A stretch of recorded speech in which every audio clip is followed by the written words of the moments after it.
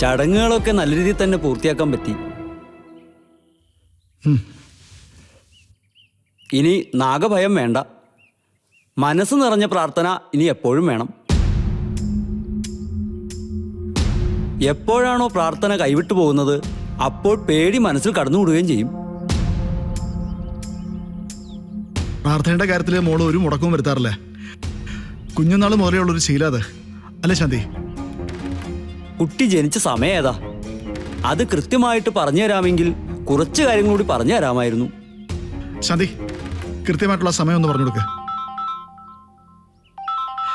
ക്ഷമിക്കണം തിരുമേനി. അത്യാവശ്യമാണെങ്കിൽ എടുത്തോളൂ. ആ, ഹലോ.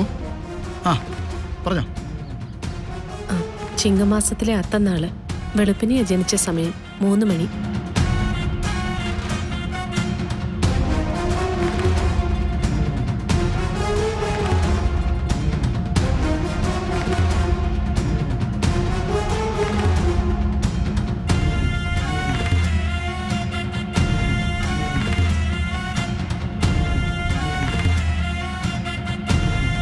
അത്തം നാളിൻ്റെ 4-ാം പാദത്തിലാണ് ഈ കുട്ടിയുടെ ജനനം.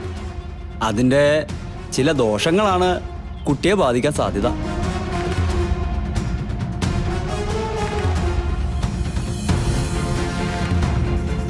ആ, ശരി, ഓക്കെ.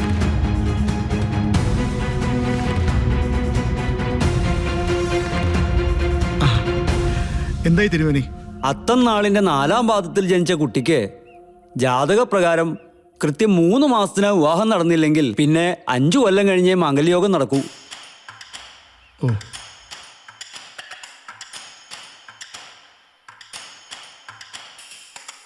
അതേസമയം ഈ നാളിൻ്റെ 1-ാം പാദത്തിലായിരുന്നു ഈ കുട്ടിയുടെ ജനനം നടന്നിരുന്നതെങ്കിൽ 1 വർഷം മുമ്പേ ഈ കുട്ടിയുടെ വിവാഹം നടക്കേണ്ടതായിരുന്നു.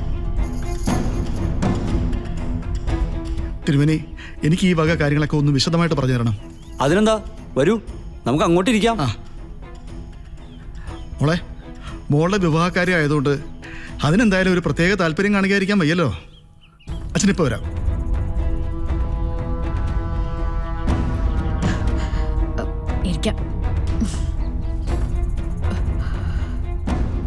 ഇയാൾ എന്തറിഞ്ഞിട്ട് ഈ പൂജകളൊക്കെ നടത്തുന്നേ?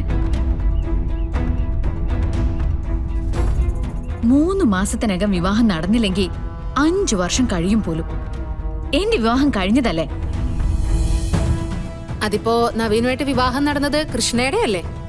മിക്കവാറും തിരുമേനി പറഞ്ഞ 1-ാം പാദത്തിൽ ജനിച്ച കുട്ടി കൃഷ്ണയായിരിക്കും. 1 വർഷം മുമ്പേ വിവാഹം കഴിയുമെന്നും പറഞ്ഞു. അത് കൃത്യമായിട്ട് നടന്നല്ലോ.